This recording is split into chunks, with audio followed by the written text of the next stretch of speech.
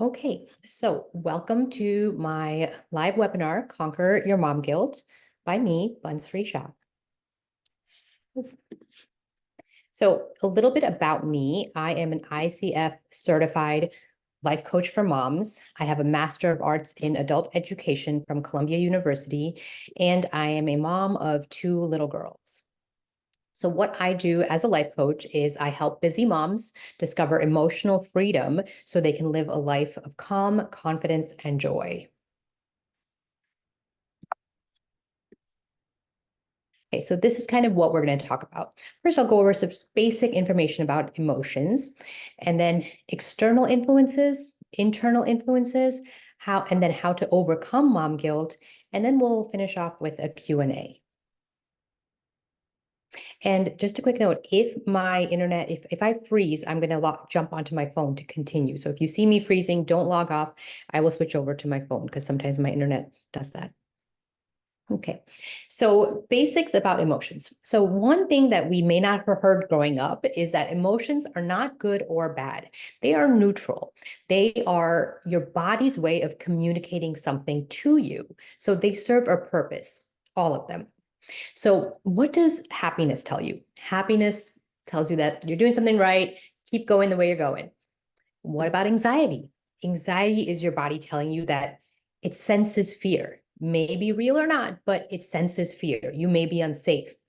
And what about anger? Anger tells you that your boundaries have been violated, that you've been mistreated somehow.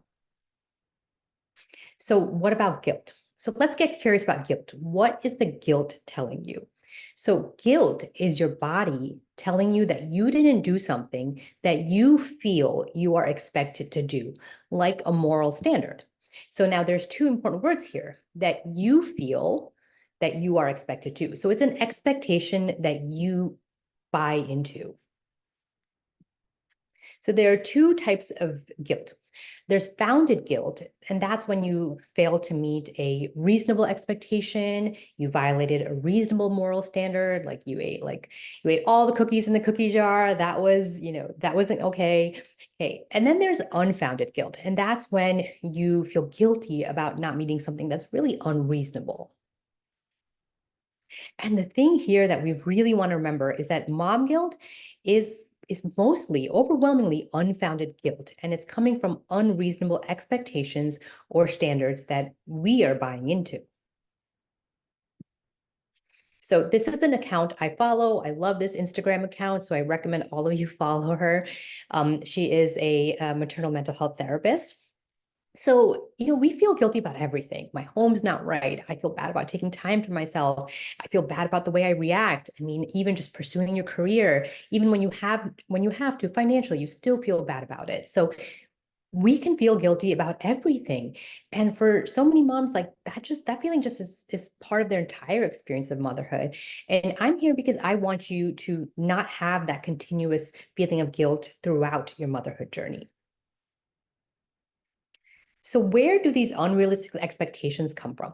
They come from lies. They come from lies from three places. Lies that society and social media have told you, lies other people in your own life have told you, and even lies that you are telling yourself. So we're going to break down these.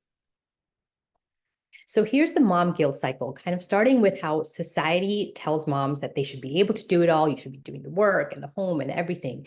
And then the mom tries to do it all and she feels terrible and anxious and overwhelmed.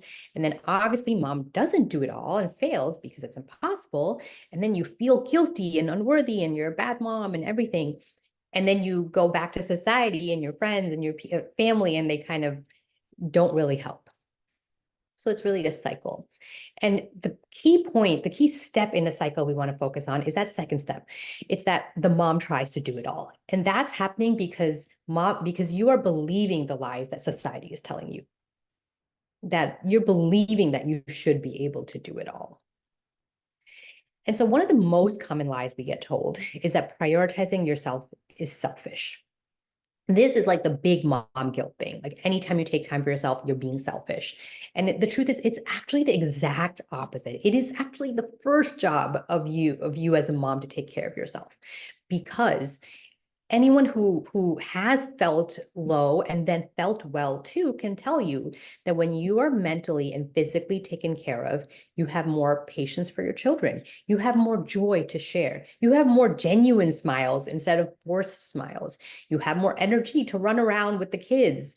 You have more emotional capacity to hold space for all of their emotions. And I mean, the big one is you live longer. I mean, that is a duty that you have to your kids. So chronic stress, unhappiness, emotional repression, these have real life or death effects on the body. So there is a lot of research showing like direct links between depression and cancer, stress and cancer, and other autoimmune diseases. And so when I say a direct link, I mean the emotions you are feeling, whether it's depression or anger or resentment, whatever, they are literally affecting the chemical processes, biological processes in your body. It's not like, oh, that means you don't work out less, you work out less and you aren't healthy. It's a direct link we're talking about. So now the way I live is I want to give my family the best of me instead of what's left of me. So instead of doing all the things, and then there's just not that much left for my own family, I want to give them the best, and I feel the best when I am at my best.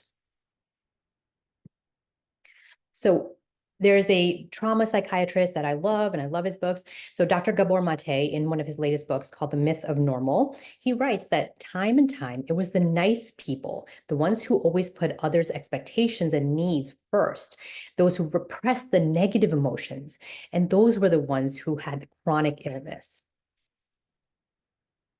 And Harvard research shows that that emotional stressors are inseparable from physical states of your bodies. This means your emotional state and your physical state are directly linked. This is why it is important to prioritize our emotional stressors and realize that they have a direct effect on our body longevity health. So the problem with lies and these things we believe, that they're blind spots for us because you believe them. You don't know they are lies. So you obviously just kind of buy into it. So that's kind of where life coaching can come, because one of the job of life coach is to uncover the lies. That's what I'm going to do for you here. We're going to uncover lies and we're going to identify the truth. So the two big lies that society tells us is from capitalism and patriarchy. So with capitalism, what ends up happening? It's a system of economy, right? But what ends up happening is actually becomes part of our psyche. So it becomes internalized capitalism. So it's not just about the economy, it's now about how we function as people. So internalized capitalism, when these capitalist values, norms, they become part of your mind, your worldview, your identity, and it happens without conscious awareness. And it happens to everyone. And until you recognize and decondition yourself, you will not be able to live authentically, because you won't be able to differentiate whether it's you, the authentic you talking, or it's that internalized capitalism talking. So what are the lies we learn from capitalism? We learn that rest needs to be earned. And so you feel guilty resting because it feels lazy. Oh, I should be doing this. I should be meal prepping. I should be cleaning. And your worth is defined by what you can achieve and produce. So you keep doing more and more. You're not okay with what you have, and you just kind of need more and more because that's what we're told. And then work and productivity become the highest values. It's the most important thing. So then you prioritize work and your goals above relationships, health, fun, rest. And this happens to men and women. So now here's the truth, and there's enough research to show this, there's enough books written on this. Rest is essential to brain function and health.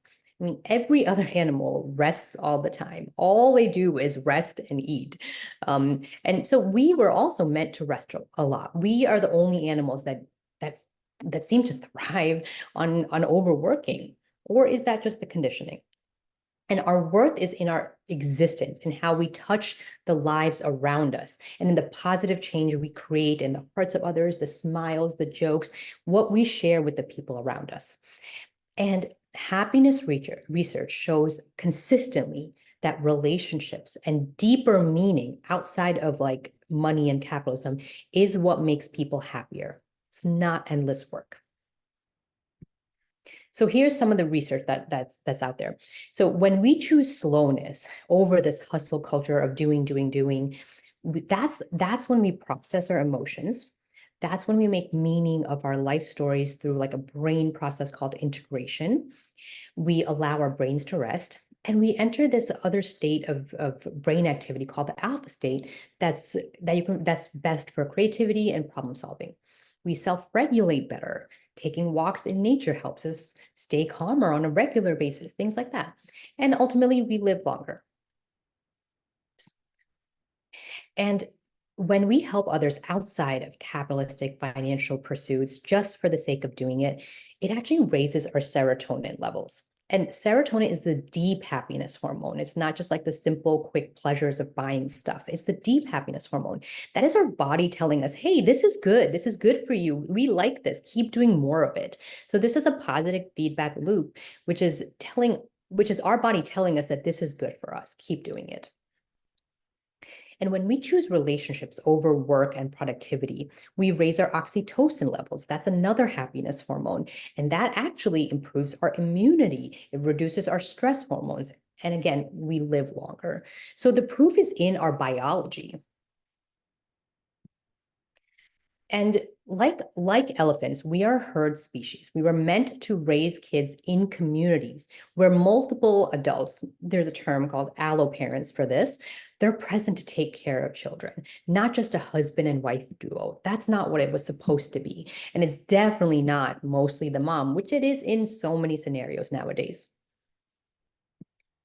So the message here is that you weren't built for modern day parenting. Your body wasn't built for it. Our species wasn't built for it. No human was. So that was what we covered with capitalism. Now, here are the lies of patriarchy that we can be subconscious to. So when you internalize patriarchy, I mean, it really mostly applies to heteronormative couples. And when you do this, this means that you have internalized gender norms and assumptions that are perpetuated by society. And it's usually with zero evidence to back it up. So let's go over what I mean. So here are some of the lies that you may believe, whether it's subconsciously or kind of consciously. You believe that maybe it's your job as the woman to do all the nurturing things, all the relationship things, and all the home caregiving things. Organize this, organize the play dates, organize the dinners, read the books on marriage, like do all the things that are involved in other people in home. You may think that men are born not as capable as taking care of a home or children. Like, oh, men aren't really built to do this. Men aren't good at this biologically. You may believe that women should be looking and acting a certain way to be considered feminine and desirable. So the truth is, there's no evidence or proof indicating that women should be doing all the work in the home, going to the PTA, researching about the kids and about like all the things related to kids. And men are perfectly capable of doing these things. I mean, there are many men who do these things with more ease than their wives. And there's no research showing a gender difference in men and innate gender difference in men and women's capacities. And the standards of beauty and behavior for women have actually changed over the centuries. And there has been a time where what we think of like, typical beauty has really not been considered beautiful and has really been unconventional. And it can be geospecific too. It's based on where you live. So basically, these standards are made up. So now we're going to talk about other people's lives.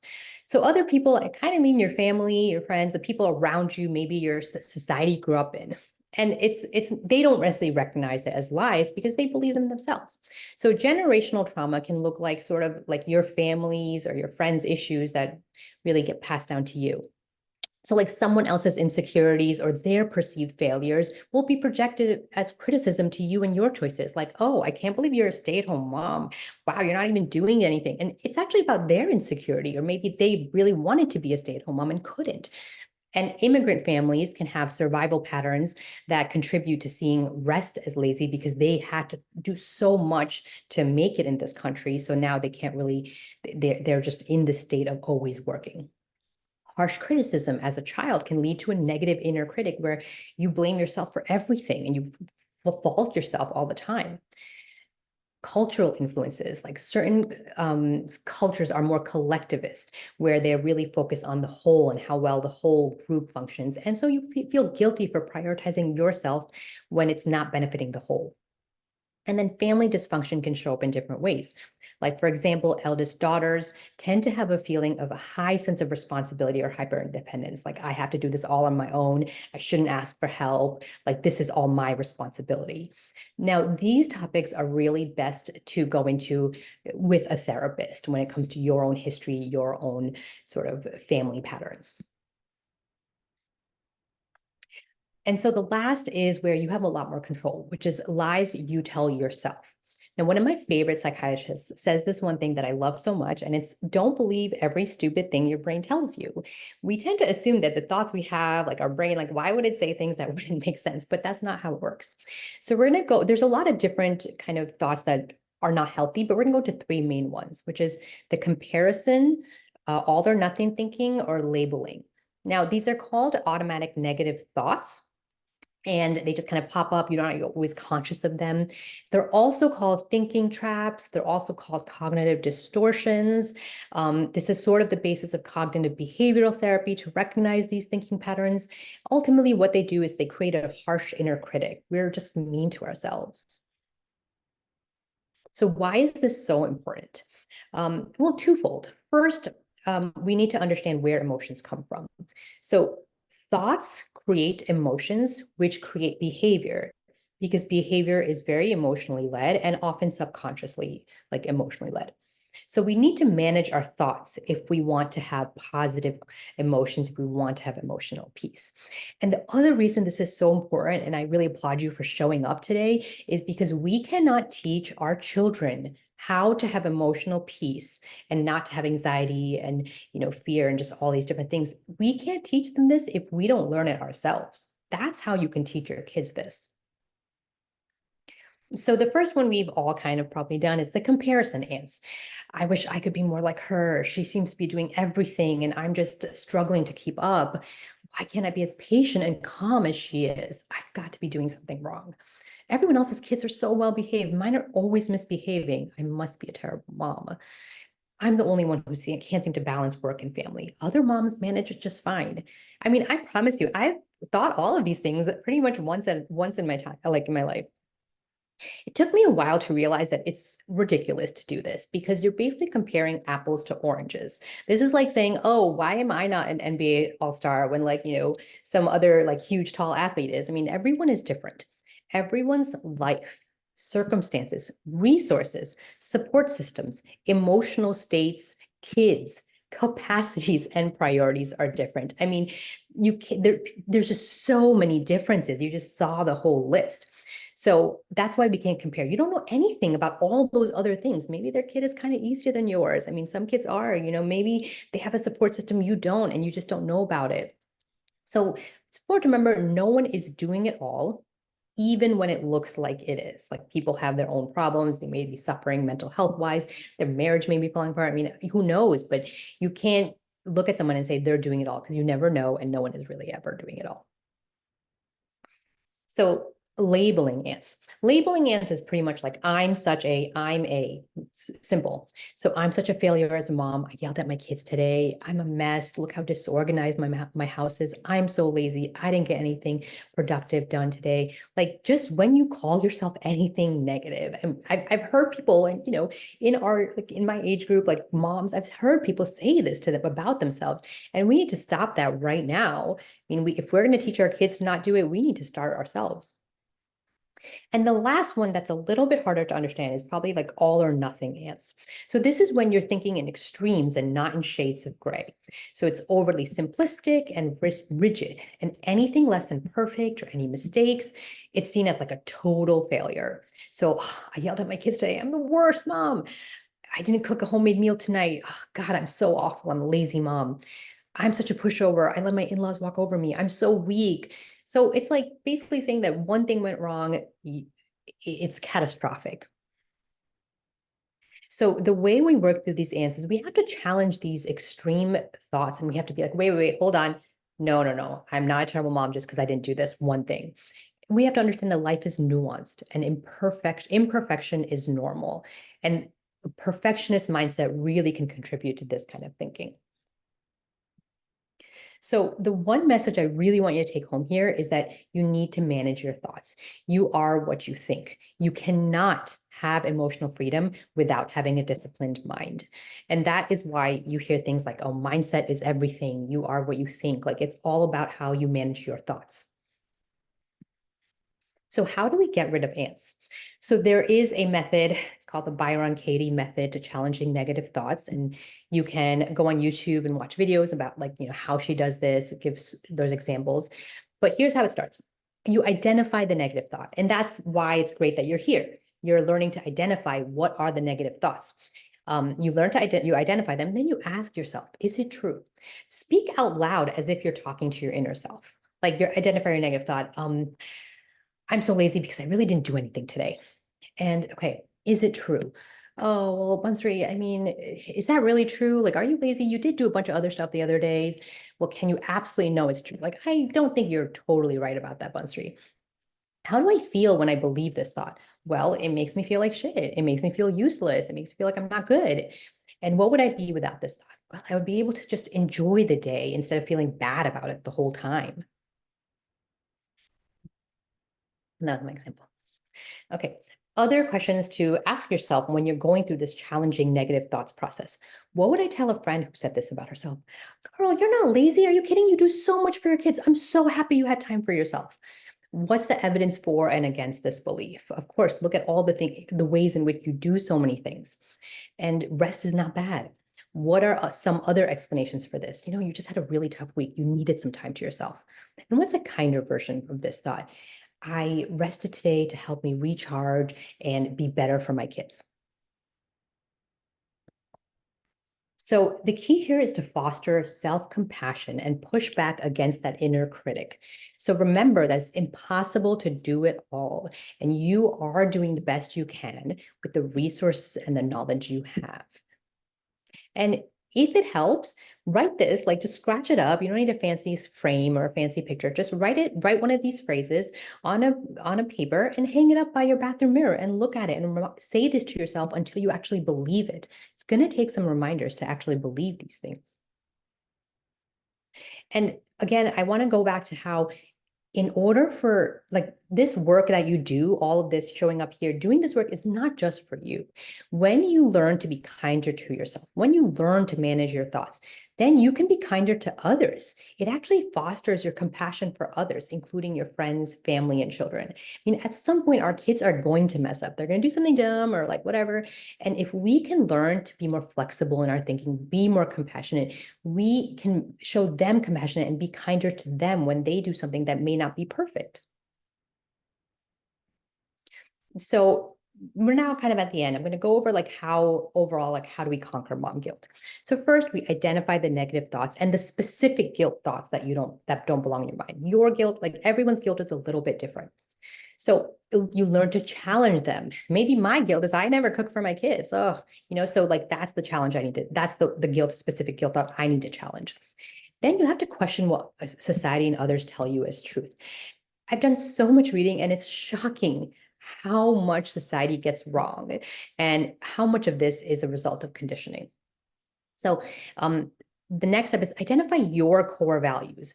And so you develop confidence and conviction in your beliefs as a decision. If you're a working mom, you say, you know what, my work is important to me. It's fulfilling. I am glad I'm doing this.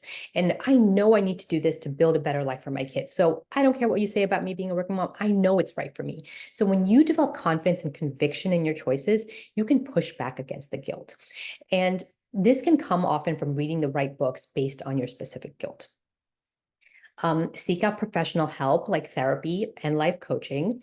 Therapy is really much about digging into your past, understanding the why of your situation and your thinking process. Life coaching is more action oriented and helps you move forward.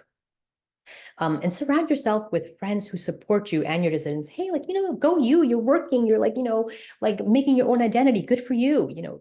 Be around people who support the way you live. And then follow some mom mental health accounts on Instagram, Facebook. These are some that I like. There's so many, but if you want to take a note, go ahead and do that with your phone. Okay, so we're going back to that mom guilt cycle. And how do we break this cycle? We break it right at the first step. When society tells us that this is all the things we should be doing, we say, screw you. And I know what I'm doing. I know I'm not doing it all, but I don't care because I'm doing the things that matter to me. And that comes from conviction and confidence in your choices. So here's some further reading, because I did mention reading some books to help develop that conviction and confidence. So you could take a picture with your phone if you'd like. So Do Nothing by Celeste Headley will help you decondition from capitalism. Conquer Your Negative Thoughts by Dr. Daniel Amen will help you identify more different types of ants that weren't mentioned in this outline. To Have and to Hold by Dr. Molly Millwood covers modern marriage and motherhood. It's really good read. Real Self-Care by Dr. Pooja Lakshmin also talks about how women can take care of themselves better. And When the Body Says No by Dr. Gabor Mate, it will help you overcome the guilt of prioritizing yourself, because it really talks about how chronic stress affects every system in the body. And it will help you realize that, okay, I need to prioritize my stress above all. On my website, I also have a free 5-step guide on overcoming perfectionism for moms, because perfectionism is related to how hard we are on ourselves. And a lot of us develop perfectionism because we're like, most of you are probably millennials. And lastly, I do offer complimentary 30-minute strategy sessions. You can schedule them at this website, or you can take a picture of this little QR code. And what I do in these sessions is we talk about your specific goals, problem areas, roadblocks, and we come up with a 3-step plan right then, so you can start moving forward and experience motherhood with calm, confidence, and joy. And you're also welcome to email me and follow my IG page, where kind of I cover these topics in more detail.